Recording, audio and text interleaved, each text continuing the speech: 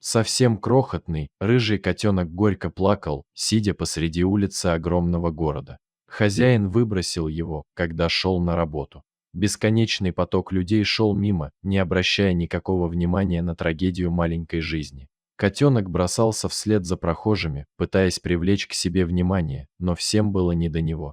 Котенок уже потерял всякую надежду на человеческое сострадание, он уселся в траву, где попытался согреться. «Ой, какой хорошенький!» Вдруг послышался нежный голосок где-то над головой. Котенок не мог поверить своему счастью. Неужели кто-то решил забрать его с улицы? Он тут же принялся громко мурлыкать и тереться мордочкой об руку этой доброй девушки. А Юлька засмеялась. «Ты посмотри, какой подлиза, знает, как подход к девушке найти. Ну что, друг, пойдешь ко мне жить?» Котенок снова принялся урчать и довольно щуриться.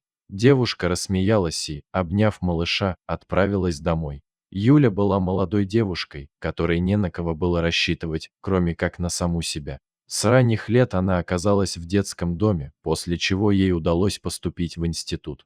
Поначалу жить приходилось в общежитии, где было весело, но назвать это домом вряд ли можно было. Через 2 года государство выделило ей однокомнатную квартиру. Юля изо всех сил старалась сделать свое новое жилище уютным, и ей это удалось. Вскоре появился парень, тоже дедомовский. Возможно, это и сблизило молодых людей на первом этапе. Однако, как выяснилось позднее, Кирилл вовсе не разделял стремление своей девушки добиться чего-то в жизни. Жить нужно, здесь и сейчас. Часто он любил говорить, оправдывая свой разгульный образ жизни. Чем больше Юля пыталась сражаться за жизнь своего парня, тем становилось хуже. И, в конце концов, случилось то, чего девушка боялась больше всего. Кирилла посадили в тюрьму. Теперь она его совсем не узнавала. Вместо веселого, симпатичного парня на нее смотрел высохший молодой старик, в глазах которого читалось лишь одно желание – достать очередную дозу, и ради этого он был готов переступить через любого. Поняв всю бесполезность своих попыток вернуть Кирилла к жизни, Юлия приняла трудное для себя решение и прогнала его. Парень ушел не сопротивляясь, его уже давно не интересовала совместная жизнь. Теперь Юля уже полгода жила одна. Она уже начала привыкать к спокойной размеренной жизни без скандалов и драк. А сейчас у нее еще появился новый друг. Этот крохотный, рыжий котенок, который нуждался в ее помощи и заботе. Познакомив кота с его новым домом, девушка принялась приводить его в порядок. Промыла ему глаза, избавила от блох и других паразитов и даже купила специально для него отдельную миску. И Рыжик превратился в настоящего домашнего кота.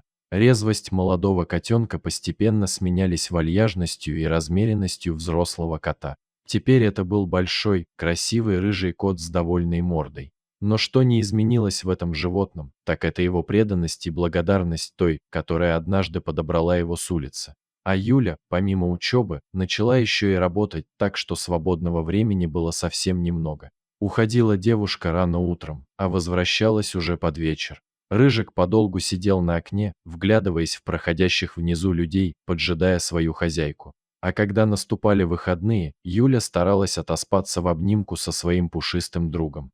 Кот, словно чувствуя это, старался не тревожить свою хозяйку, довольно мурча под боком. Но эта суббота пошла не по плану. Еще и 8 утра не было, как в дверь вдруг начали звонить, а потом сильно стучать. Девушка подпрыгнула от неожиданности, не понимая, что же случилось. Рыжик тоже с перепугу запрыгнул на шкаф, оттуда наблюдая за всем происходящим.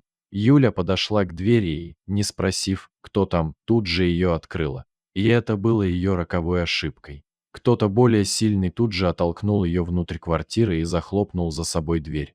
«Кирилл», – удивленно выдохнула девушка. Больше года она уже не видела своего бывшего.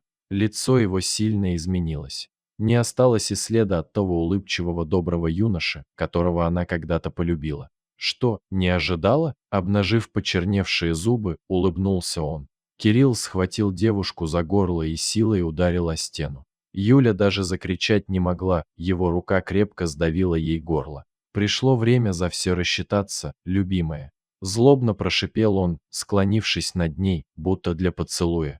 «Или ты думаешь, я все это время, что с тобой жил, просто так на тебя батрачил, ремонт тебе делал, да порядки наводил? Он швырнул девушку на пол, у меня нет денег. Все еще сидя на полу, пыталась она объяснить своему бывшему, что он и без того знал. Но тот, еще больше разозлившись, схватил девушку за волосы и поднял с пола. Как это нет? А если найду? Телефон свой давай, да, и ноутбук тоже, и попробуй только в полицию стукануть, да я ж тебе на ремни порежу. Оттолкнув Юлю на кровать, он без зазрения совести начал лазить по ее шкафам, складывая все, что ему понравится, в сумку. Не выдержав, девушка кинулась на него с кулаками. «Уйди, это не твое, это я заработала», понимая, что без компьютера и телефона она не сможет дальше ни учиться, ни работать. «Ах ты дрянь, ты еще и дерешься. Ну, сама напросилась». Повалив девушку на пол, подонок размахнулся, чтобы со всего размаха ударить ее кулаком в лицо. Но в этот момент за его спиной вдруг раздался оглушительный вопль. Парень, не понимая, что происходит, резко обернулся, и тут прямо ему в лицо со шкафа кинулся Рыжик. Кот изо всех сил вцепился в рожу негодяя, заставляя того взвыть от боли. Кирилл вскочил, двумя руками схватил кота и оторвал его от себя. Все лицо его было в крови, едва не пострадали глаза. Рассвирепев, парень попытался пнуть Рыжика, но тот сейчас больше походил на дикое животное, нежели на домашнего котика. Он весь распушился, став похожим на огненный шар, его глаза пылали каким-то животным бешенством. Издав дикий вопль, кот вновь атаковал своего противника, вцепившись ему в ногу и прокусив мышцу. Кирилл вновь заорал от боли, пытаясь стряхнуть с себя этого бешеного. Однако Рыжик не успокаивался. Юля, не ожидавшая такой реакции от своего кота, жалась в комочек, ожидая, чем закончится эта битва. К своему стыду парень решил бежать от этого защитника. Схватив сумку с награбленным, он кинулся к дверям, чтобы побыстрее скрыться отсюда, но тут подъехал вызванный соседями патруль полиции. Долго еще смеялись над горе-грабителем в полицейском участке. Еще бы, не каждый домашний кот заставит вора спасаться бегством. А вот Юле было ни капельки не смешно. Она поняла, что теперь рядом с ней есть существо, готовое отдать за нее все свои 9 жизней. И от этой мысли на сердце становилось тепло и приятно, а слезы сами собой начинали катиться по ее щекам. Дорогие зрители, если вам понравилась эта история, обязательно поставьте палец вверх и поделитесь этим рассказом со своими друзьями. Если вы впервые на этом канале и еще не подписаны на него, рекомендую подписаться прямо сейчас, чтобы не пропустить очередную захватывающую историю.